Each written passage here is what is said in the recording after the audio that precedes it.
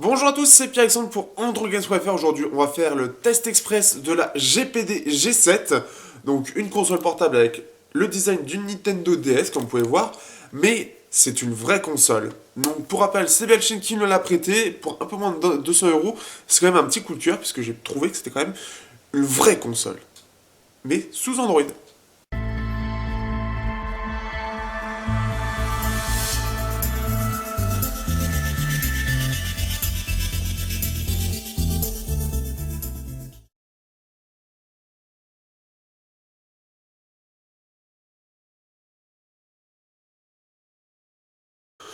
Au niveau du design, on se retrouve avec donc un design de Nintendo DS, sauf que cette fois-ci, on n'aura qu'un seul écran de 5 pouces en 720p, et on aura plein de touches. On aura la possibilité, en plus d'avoir des sticks de PS Vita, donc ça c'est plutôt cool. On a au niveau des touches quelque chose de complet, donc ABXY, Start Select, donc bouton volume plus ou moins, Power, bouton multitâche, et bouton émulation des touches. On y reviendra sur la partie surcouche. Nous avons donc aussi un bouton multidirectionnel plutôt sympa. Quand on referme l'écran, une petite LED s'allume pour dire qu'elle est toujours allumée. Au dos, nous avons, donc si on la prend normalement, donc nous avons R1 et R2, nous avons la micro SD, micro USB, micro HDMI et jack. Nous avons aussi L2 et L1. Donc quelque chose de très complet, on a même la possibilité de mettre une Dragon, donc ça c'est plutôt sympa. Donc elle est assez imposante, mais pas aussi imposante, enfin aussi imposante qu'une console classique, que la Nintendo DS ou la PS Vita. Donc c'est assez transportable, c'est assez novateur sur Android d'avoir ça, mais bon ça reprend le design déjà très connu de la DS, et c'est plutôt efficace puisque ça lui donne vraiment un air de console, mais sous Android. Et déjà ça aide beaucoup pour la perception de la console.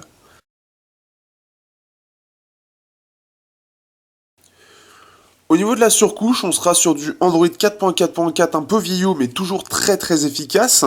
On a des mises à jour régulières, même si c'est GPD, donc c'est déjà très sympa.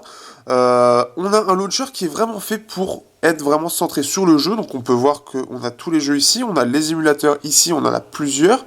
Donc on a PPS PP, on a Arcade, Nintendo 64, Super NES, Dreamcast, PS1 de base. Et on a des choses pas très légales, c'est parce que c'est chinois, pour télécharger les jeux directement sur la console. Donc directement de Chine, la partie simulation, la partie ici, donc on va pouvoir mettre Skype, etc. Mais je vous avoue que je l'ai jamais utilisé, puisque j'ai toujours trouvé que bah c'est une console et ça me donne pas du tout l'intérêt de faire dans l'application, dans Facebook. On a une gestion parentale, on a ici, alors malheureusement c'est tout en anglais, mais ça, on s'y retrouve assez vite. On a ici donc la luminosité, on a le système info, donc qui permet de voir qu'on est bien avec un Rockchip 3288. Hop, on va faire le bouton retour. On a le stockage, donc on se retrouve quand même avec 32 de stockage. On a 16 et 32, une version limitée à 64 Go, plus le port SD.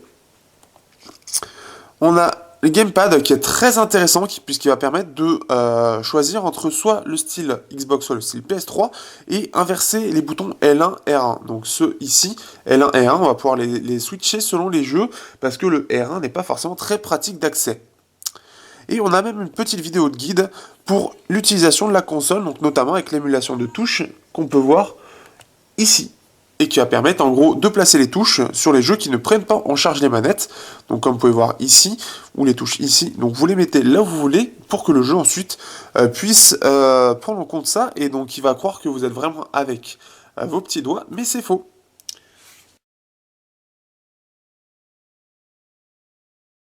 Au niveau benchmark, cette fois-ci, on va aller sur GFX Bench, qui est plus au niveau des graphismes. Donc, ce qu'on peut remarquer, c'est que au final, comme il est en 720p et que de l'autre côté, le S6 est largement plus puissant, mais il a un écran 2K, donc il y a beaucoup, beaucoup plus de pixels, et bien au final, on se retrouve sur les tests classiques avec des scores très, très, très similaires.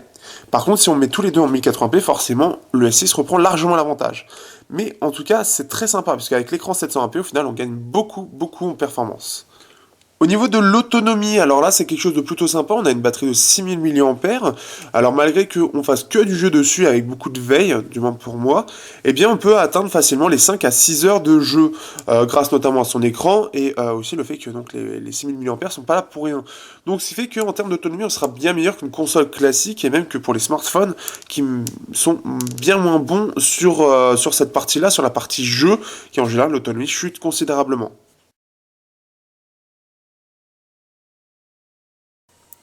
Au niveau de l'écran, on aura donc un écran de 5 pouces en 1280 x 720, un très bon écran IPS avec des bonnes couleurs et des bons angles de vision. Ou même au niveau de la luminosité, on est sur quelque chose de très correct. La luminosité maximale, on sera sur quelque chose de bien. La luminosité minimum peut-être un petit peu léger, mais tout à fait dans la moyenne. On regrettera quand même que ce soit en 720p pour les plus extrêmes d'entre vous, mais les 720p sont pas forcément... Voilà, je vois pas le 720p, et c'est beaucoup mieux pour les performances, comme on l'a vu dans les benchmarks. Au niveau du son, donc on a soit une prise jack au dos, soit on a deux haut-parleurs en façade. Donc ça, c'est quelque chose de plutôt bien.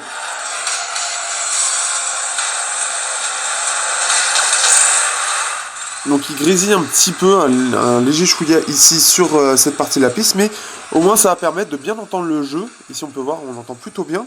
Et donc ça va permettre de pouvoir avoir le son de bonne qualité en façade directement sur quelque chose de très correct. Au niveau des jeux, alors là c'est vraiment le truc sympa, c'est qu'on va pouvoir faire beaucoup d'émulation de jeux de tout genre, puisque là on est sur un processeur très performant, donc qui va atteindre vraiment les performances du S6, donc ce qui fait que tous les jeux seront à notre portée. En plus de ça, avec l'émulation de touches et les contrôles, la prise en main est très bonne, ce qui fait qu'on se retrouve à jouer facilement à n'importe quel type de jeu, et surtout voilà, on a accès aux émulateurs qui sont déjà en plus préinstallés avec quelques jeux, donc même en sortie de boîte on peut déjà jouer à quelques jeux, donc ça c'est vraiment cool, c'est vraiment la partie bien sûr la plus intéressante du test, donc ce qui fait qu'en jeu PSP on va pouvoir se faire plaisir, on va pouvoir se faire du Final Fantasy, du Dissidia sans problème, ça va très bien se faire. God of War n'est pas encore parfait par exemple, mais on va pouvoir se faire de la PlayStation 1, de la Nintendo 64, et de façon complètement fluide. Et dans la plupart des jeux Android, d'ailleurs, ça va être aussi le cas. Tous les jeux seront très fluides, seront en 60 FPS, là où la plupart, en fait, seront un peu à la limite des 30 FPS, voire des 25 FPS. Et là, on va vraiment sentir cette fluidité constante. En plus, il ne chauffe pas beaucoup, donc ce qui fait qu'il va garder en fait sa performance maximale. Donc, c'est vraiment une très bonne console au niveau des jeux, et surtout à moins de 200 €.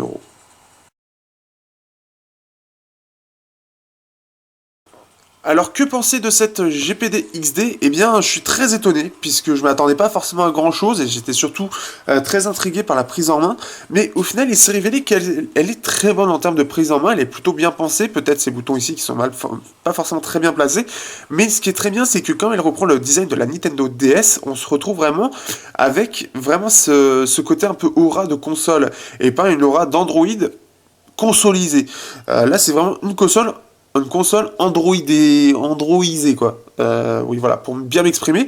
Donc, ce qui fait qu'elle est performante, elle n'est pas très chère, et on l'utilise vraiment en termes de console et pas en termes de multimédia. C'est vraiment la grosse différence, puisqu'on va vraiment avoir l'envie de jouer et pas forcément d'aller sur Facebook, parce que c'est pas la plus pratique, mais c'est surtout qu'elle est vraiment pensée. C'est-à-dire quand on l'ouvre, on arrive directement sur les sticks, sur les touches, etc. Donc tout ce qu'on veut, c'est jouer. Et elle remplit parfaitement son rôle, et c'est très étonnant, puisque elle fait exactement ce qu'on lui demande. Et c'est ça en fait, c'est une vraie console Android. C'est la première vraie console Android que je trouve. Là où toutes les autres pouvaient se substituer pour YouTube, pour Facebook, pour tout et n'importe quoi, celle-ci non. Elle est vraiment pensée dès le départ comme une console, et uniquement comme une console. En tout cas, je remercie Belchine pour le prêt de l'appareil. C'est un vrai plaisir de jouer là-dessus. Donc voilà, si vous voulez une vraie console, eh bien n'hésitez pas, vous pouvez foncer. Si vous aimez ce que nous faisons, n'hésitez pas à les partager sur les réseaux sociaux, liker nos publications, commenter aussi sur nos vidéos ou nos différents articles, partagez aussi vos impressions, nous serons très heureux de les recevoir. Sur ce, à bientôt pour de prochains tests sur AndroGames.fr.